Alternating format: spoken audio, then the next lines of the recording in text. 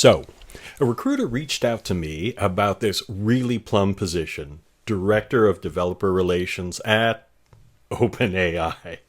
Remote first, paying 230 to 280K, base plus equity. Really, really good looking deal, the kind of job I was looking for.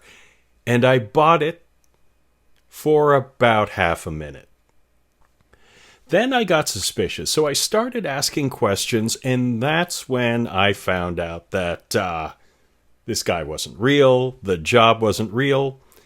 Here's how a fake recruiter tried to play me. Now, I'm going to talk to you about how I spotted what he was up to, and most importantly, I'm going to talk about how you can protect yourself when you're job hunting right now. Let me give you some context, because context is important here. Now, I have been doing contract work with a couple of places, and they're paying well, but I have been job searching for a while now. The nice thing about a full-time job with an employer is that you're not chasing after clients, and of course there are things like benefits, particularly health insurance, very important here in the US. Now, if you've watched my video on surviving a layoff, the link is down below, you know the drill. It's a grind. And after months of applications, ghosting, interviews that go nowhere, and all kinds of things. In fact, I had to do a homework assignment for a prospective employer on Christmas Eve. After all that, you kind of develop a hunger for good news. And this is the emotional state that scammers are absolutely counting on. So, when I get an email from a recruiter, and this particular recruiter, I'm going to call him Jar Jar for reasons that become obvious, he's telling me he's an executive recruiter who works with founder-led and PE-backed technology companies. You know, my guard's already lower than it should be. Take a look at the email. And look at it. It's good. He name drops my prior work at Auth0, and he talks about developer trust, education, and activation as a core growth lever. He uses phrases like hands-on technical credibility, referring to me. So this isn't a spray and pray LinkedIn in-mail. This one has been researched. Naturally, I reply. I tell Jar Jar, yes, I'm interested. And what comes next is textbook recruiter progression, but with a catch I didn't see yet. Let's take a look at email number 2. He's asking about my priorities, my compensation range, my location preferences. Standard stuff. He asks for my resume. Also, standard operating procedure, normal recruiter stuff. But you know what he doesn't do? He doesn't name a company. He doesn't name a hiring manager. He doesn't tell me anything specific about the role just yet. He's just collecting information. This is stuff that you could probably figure out by looking at LinkedIn or maybe doing a search on me online. So I hand it over. A resume, compensation expectation, that's fair. I give that out to every recruiter anyways. I give Jar Jar the works. Because this is what you do with recruiters. They ask, you answer, and then they match you with a role. That's how it works, or at least how it's supposed to work. But in this case, that's not what's happening. Pictured on screen, this is email number 3. This is the wind-up. Jar Jar's now telling me there's very strong alignment. This is the kind of thing you want to hear from a recruiter, and I've heard it before. He says my compensation expectations, remote first requirement, and travel model are fully in line. He's about to reveal the role, and then he sends me the job description. OpenAI, director level, remote first, Python, 230 to 280K. I repeat, Director of Developer Relations, AI Developer Advocacy at OpenAI. Remote first, Python primary, big base, plus equity. The job description reads like somebody fed my LinkedIn profile into ChatGPT and said, generate the perfect job for this person. It checks every single one of my boxes, and that actually is the problem. It's no secret that if something seems too good to be true, it very well might be too good to be true. And if there's one thing we should have learned from the Star Wars prequels, I got to make a Jar Jar reference here, you should be suspicious when a Jar Jar shows up promising you exactly what you want. So I'm looking at this OpenAI job description and I'm excited. This is the first 30 seconds, and then something in the back of my brain goes, you know what? Wait. So I scroll down to his email footer. Let's get a look at that right now. And this is where Jar Jar steps in it. Red flag number 1 is the email address. He's got 2 listed.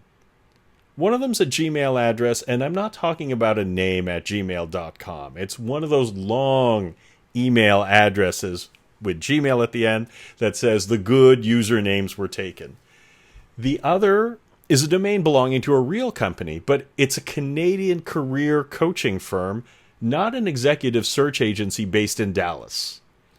When I checked the email headers, the messages were coming from the Gmail address. No legitimate executive recruiter working retained searches for OpenAI is going to be emailing you from a free Gmail account. That's like showing up to pitch a Fortune 500 company with a business card you printed at the library. Now, red flag number 2 is the street address. He lists a street in Dallas, Texas, but no street number. It's just Main Street, Dallas, followed by the zip code. That is not an office address. That's what you write when you need something in the address field, but don't have an office address. And there's red flag number 3. That's the alphabet soup that's following his name.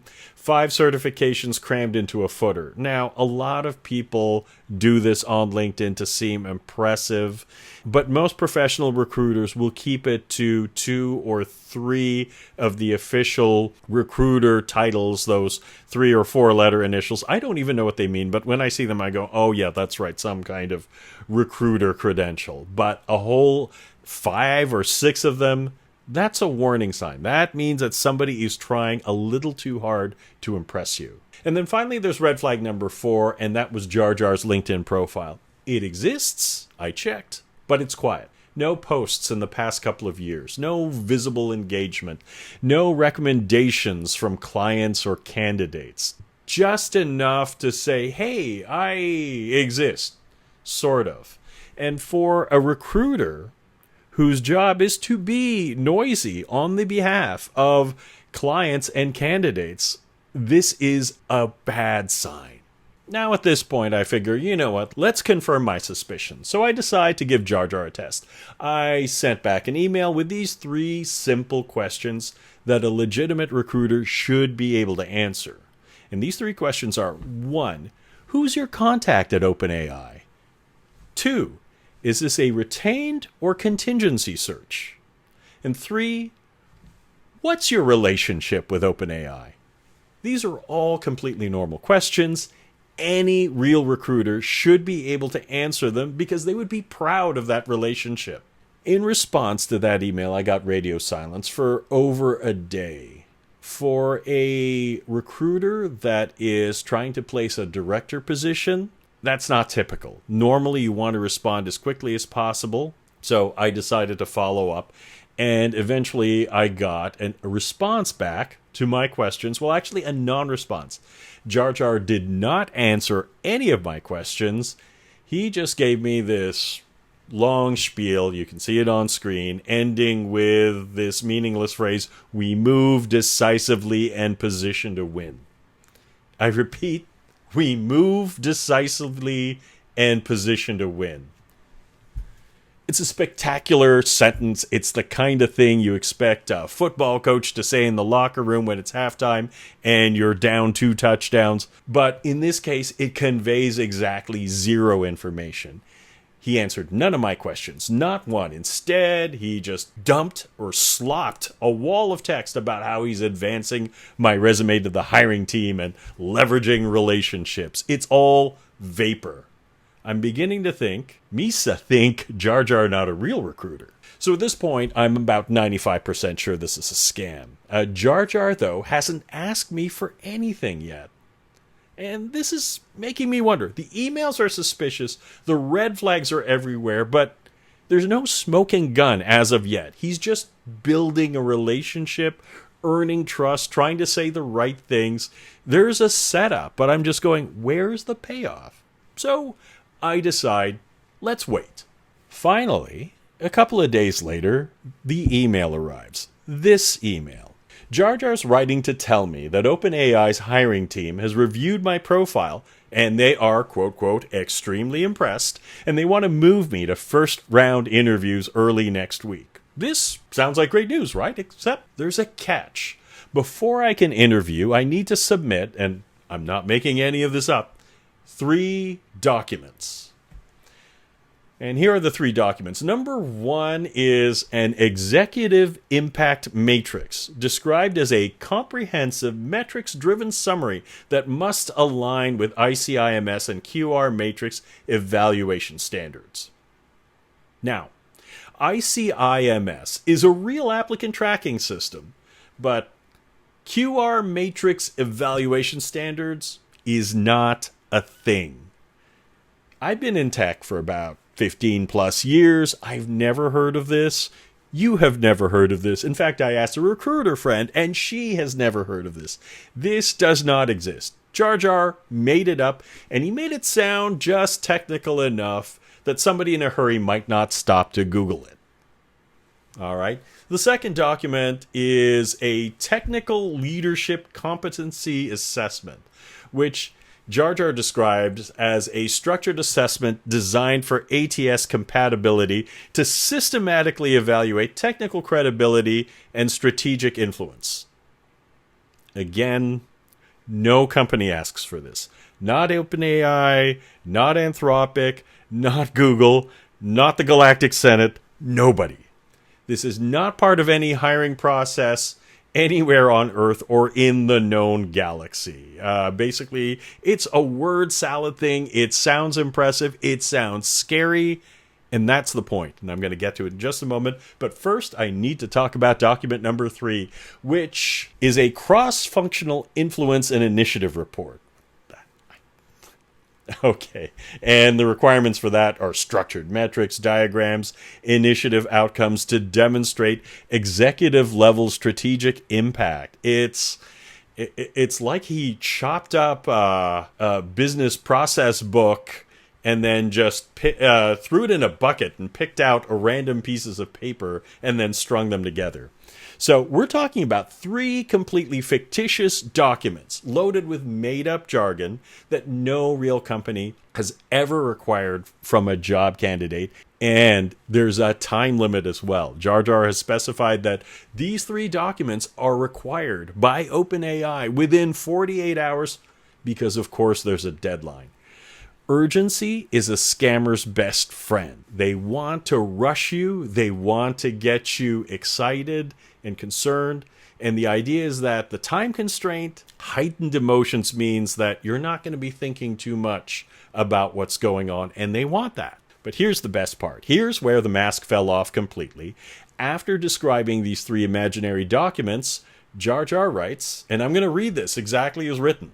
I want to know if you already have a trusted specialist of this caliber to prepare these documents, or if you would like me to connect you directly with a professional I have known for years that specialize in this kind of documents with many great and positive results. Specialize in this kind of documents with many great and positive results. Read that again. Read it again. All right.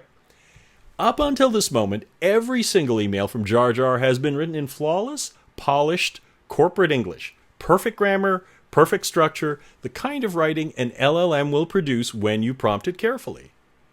And now, in the one paragraph where Jar Jar is actually trying to get money out of me, he's trying to steer me towards a person, possibly him, that I'm supposed to pay, the grammar falls apart. Once again, specialize in this kind of documents with many great and positive results. The AI wrote his emails, but the AI didn't write this part. Jar Jar wrote this part, and Jar Jar just told on himself. This is the scam.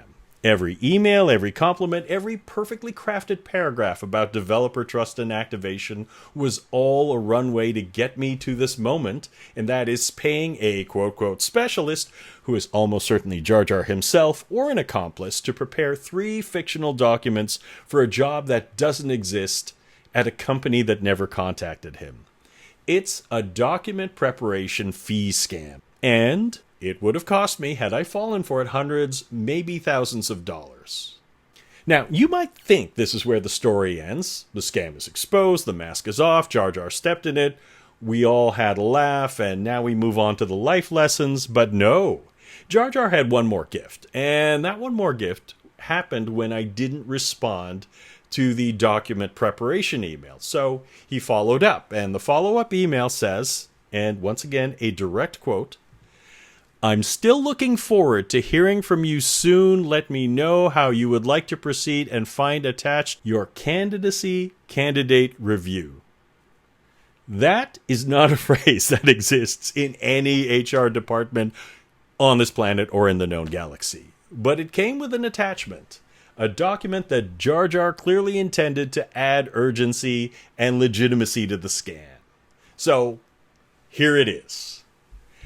It's got the OpenAI logo at the top, and it says Director, Developer Relations, and AI Developer Advocacy Candidate Review. There's a list of names with star ratings. I'm on there. 5 stars. Priority candidate. But ahead of me is a Sarah Collins, rated as a quote-quote exceptional fit.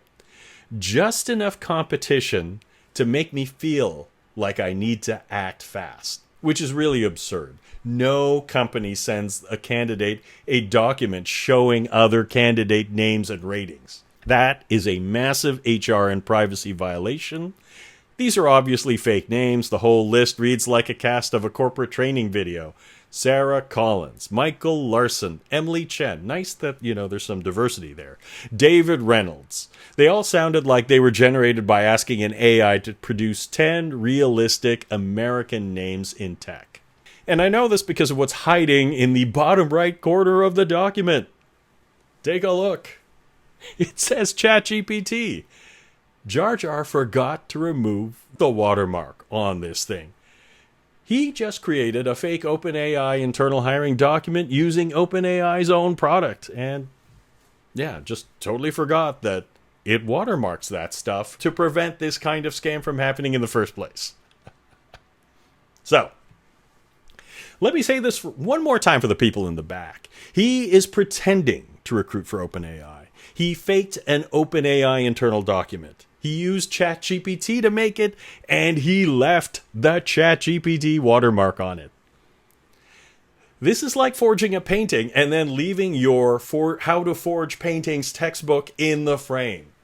This may be the single greatest self-own I have ever personally witnessed in my entire job search. Possibly my entire career. Look, you know what, Jar Jar? If you're watching this, I'm not even mad. This was art. All right, okay, that was fun. But here's the part that really matters, because these scams are targeting real people who probably are in a really vulnerable moment. So here's what I want you to take away from this, especially if you're job searching right now. All right, lesson 1. If a role seems tailor-made for you, that might be because it literally was. LLMs make it trivially easy to generate a convincing job description customized to somebody's particular background.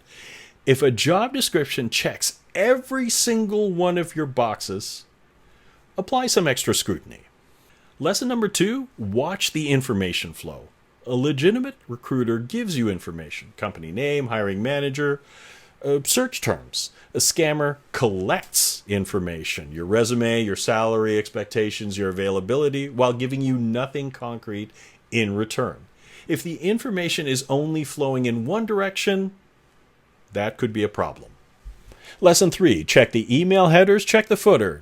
Gmail addresses, mismatched domains, placeholder addresses, and a wall of credential are all warning signs. A real executive recruiter has a professional domain, a real office, and a track record you can verify.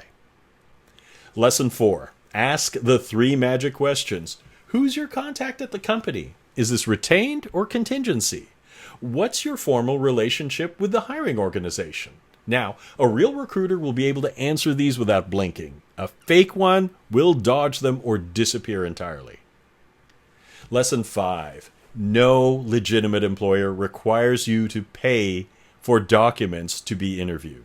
Full stop. Not an executive impact matrix, not a technical leadership competency assessment, not anything. Look, if a recruiter tells you that you need to hire a specialist to prepare materials before you can interview, that is the scam. That's always the scam. Lesson 6, watch for the grammar shift. If the recruiter's emails are suspiciously polished throughout, and then suddenly the writing quality drops in the paragraph where money gets mentioned, you're looking at AI-generated emails as the sales pitch with a human-written payoff at the end stitched in. The seam is where the truth leaks out. Lesson 7, check the metadata. If somebody sends you a quote-quote official company document, look at everything. File properties, corners of the image, the fonts, the formatting. Scammers are often in a hurry and they make sloppy mistakes, just like Jar Jar did. Admittedly, that was a ridiculously sloppy mistake.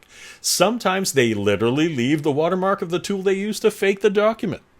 And lesson number 8, very important, and that is the emotional setup is part of the scam.